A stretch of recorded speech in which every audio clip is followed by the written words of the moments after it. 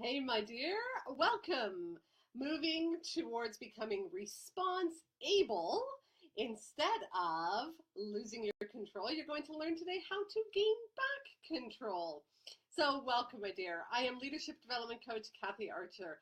The last couple of weeks, we've been talking about, how we tend to give our power away and how we feel out of control sometimes. And today, I want to give you a tool that you can use to pull back that power to feel more in control of your days because I know what you're feeling some days.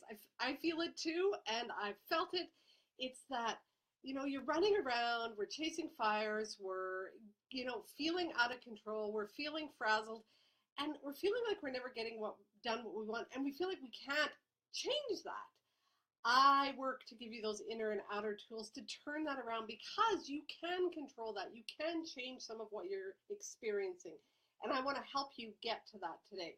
So hold on for half a second.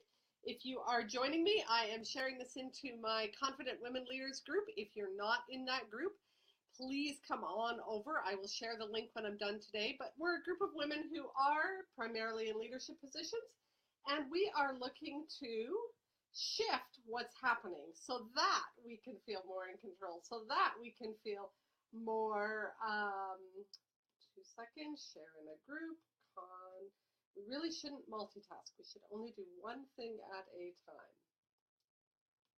That's what I'm doing. So I'm trying new technology today. I'm not on my phone, I'm actually on my computer. So I'm hoping that I can still see what's going on with you guys and hoping that you're hearing and seeing me okay too. So let's start with where we've been. In the past, we've been talking about feeling powerless. And what I suggested was, many times we actually give our power away. We give our power away by saying things like, I can't change this, there's nothing I can do, it's all his fault that I'm feeling this way, if she hadn't done that, I wouldn't feel this way. It's the economy, it's the weather, it's, where I live, the environment, whatever. We tend to give our power away. And when we give that power away, we feel powerless. We don't think that we can change things. We don't think that we can control things. And I want to give you a tool today here to bring that power back. The first thing that we need to do is we need to pause. We actually need to stop and almost put on the brakes, hit that pause button and stop to check in. If you are driving a vehicle on ice, if you happen to live in a place in the world like I do where we have ice and snowy conditions sometimes, we are taught the very first thing you do when you hit a patch of ice is to take your foot off the accelerator and do not put it on the brake, to just let go of everything. That's kind of what we need to do here now. We just need to take our foot off the accelerator and the brake, and we just need to pause. And so what we're going to do when we pause is we're going to tune out everything else that is going on for a moment and tune in to what's going on inside of us. See, this is where we gain control back. Again, last week I talked about we think that we want control over other people or control of the situation. Actually, what we need is to develop inner control, inner power. It's not power over, it's power within. And that starts with tuning in. And so what I want you to do is tune into your inner guidance system. Your inner guidance system is your thoughts, your feelings, your body sensations. I'm thinking, oh my God, I can't handle this. Oh my God, he's such an idiot. I don't know what to do. I can't do this. I can never change things. Those are all thoughts. The feelings that we're having are things like overwhelm, frustration, annoyance, irritation. I was talking with a client the other day and she said, I'm pissed. And I thought, absolutely, there's a feeling, right? And you could feel it in her, even as she was recounting the story to me. What she was feeling was that lack of respect. She felt like she'd been thrown under the bus.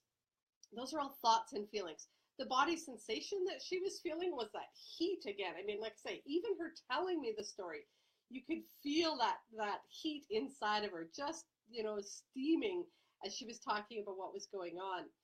And so thoughts, feelings, body sensations. I want you to tune into those.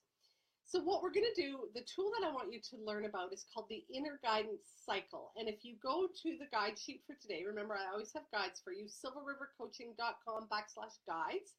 You're going to get the guide sheet that walks you through this inner guidance cycle. The inner guidance cycle is pause, ponder, pivot, and proceed. So pause, like I say, take your foot off the brake, hit the pause button, pause. Ponder is where we start to reflect. And when we start to reflect, we start to look at what's going on here. What's going on inside of me? Again, tune into your inner guidance system, your thoughts, feelings, your body sensations, and then start to look for what triggered this event. You know, what set me off? Was it that the boss asked me to do extra work, or the timing of when he asked me? Was it the way he asked me? Was it that when my boss handed this to me, she sort of said it in a way that, you know, implied that it was just my responsibility, when really it was somebody else's job and I'm cleaning up their mess? Those are triggers. So look for what the triggers were. Look for mistaken beliefs. Those beliefs that I have to do it perfectly, it has to be done right, has to be done in this way. Mistaken beliefs are beliefs that are often the musts, the shoulds, the have to, the absolutes. And you know, these beliefs come from a history of where we've been and what we've been doing. But it's that stuff around, you know, I think it has to be this way, or there's only one way, or the right way. Those are often mistaken beliefs that we have. And so when we're trying to take back our power, gain some of that inner control, we have to start doing this reflective piece. So we've paused. This is the inner guidance cycle. We've paused. Now we're pondering. Again, looking at your thoughts, your feelings, your body sensations. You're looking for the triggers. You're looking for the mistaken beliefs that you have. You're also looking for, you know, what values are showing up here, and often which of your values are getting stepped on. Where is there lack of alignment in what you're experiencing in the moment and what's happening? So if your boss hands you extra work and you're suddenly realizing you're going to have to stay late and you have to call your partner and say, I can't cook supper tonight, or can you run our kid to soccer practice?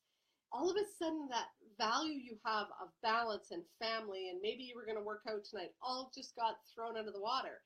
And so that's where you can start noticing that lack of respect. Maybe that, you know, the boss is giving you work that was somebody else's work, and you're starting to feel used and abused. Those are some of your values. You know, work ethic is a strong value that many of us have.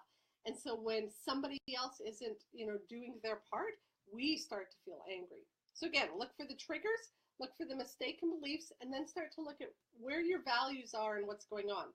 So once you've paused and pondered and you start to reflect on all that, what you're going to notice is it's almost like that snow globe, where all of those thoughts and feelings and emotions and body sensations that are all blown up around start to settle. And as they start to settle, what you're going to realize is there's something underneath there. There's a different way of seeing it. There's the true issue about what's going on, the true feeling, the true experience. You know, and it starts to become clearer to you about why you are feeling that, what's that feeling all about. And so rather than getting hijacked by those emotions, you can start to gain back the control. And so this third step is the pivot step. And this is where you start to shift how you're seeing things, shift your perspective, often come to some aha moments by doing that reflective piece. So on the weekend, there was a time where, I just have to get a drink first before I tell the story. Because you all know, like, stories are good, right? So Saturday morning, my husband and I are doing our thing, and life's going on in our house.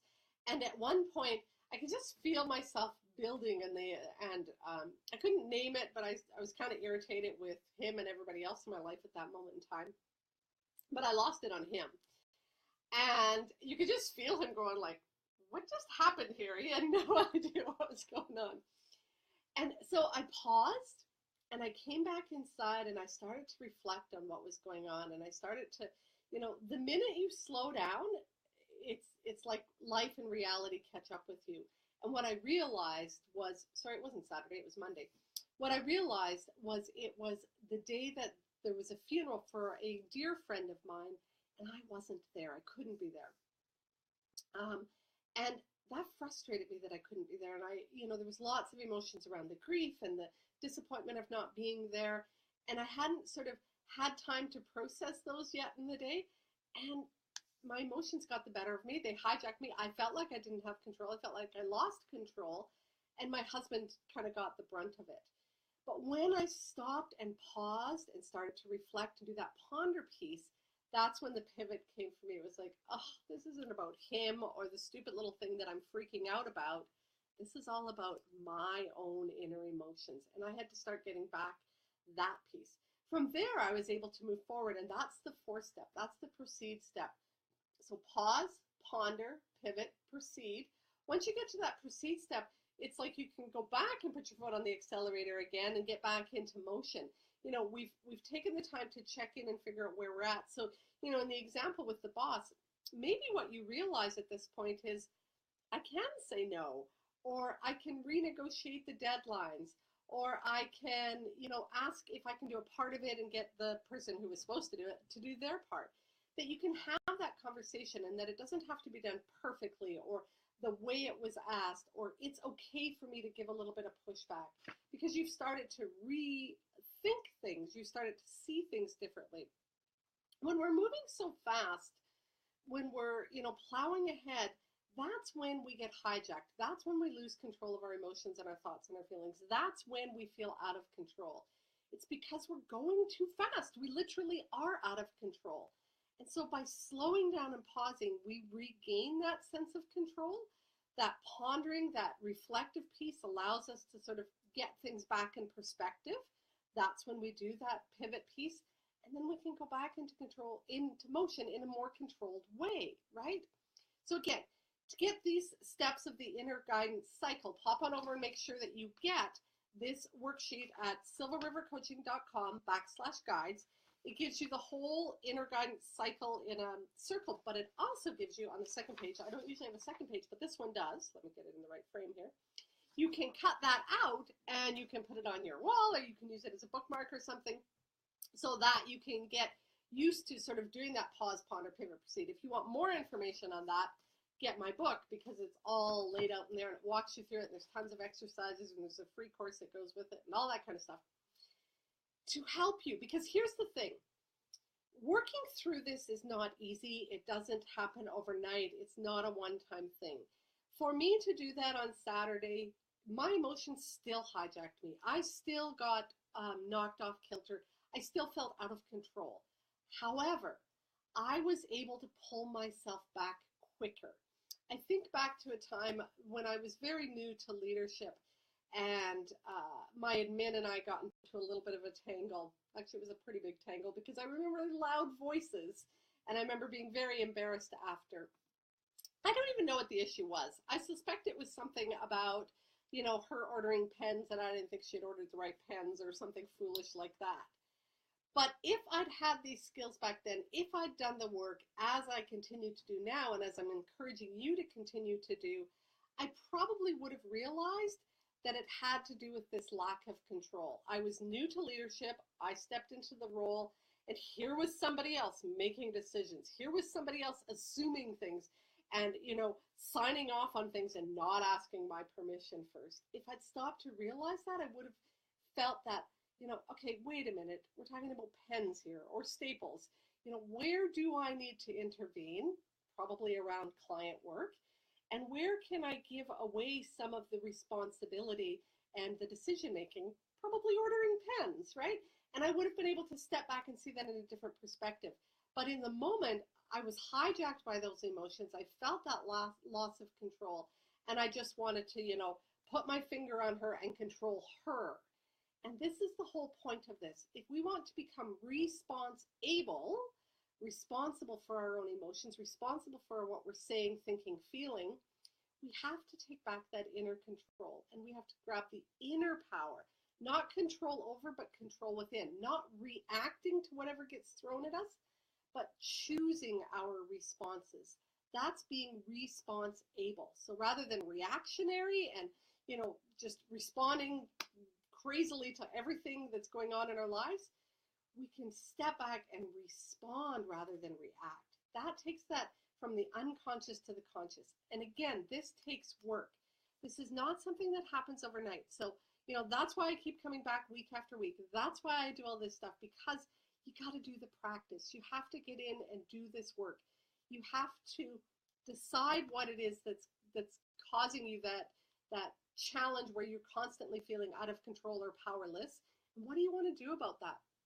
Some people that are in my Blueprint for Change course have decided that, it's this lack of confidence that I'm feeling. And so they're creating a plan to start changing those thoughts, that, they're scheduling time to do this reflective piece. So when we talk about the inner guidance cycle, pause, ponder, pivot, proceed, some of us can do that in a matter of, seconds in the middle of a meeting, but we also need to do it in a bigger space. I sit down every morning and I journal. I have conversation with my coach. I have conversation with people in my life that help me do that reflective piece. Some of that reflective piece is an internal piece where we're thinking and wondering and checking in.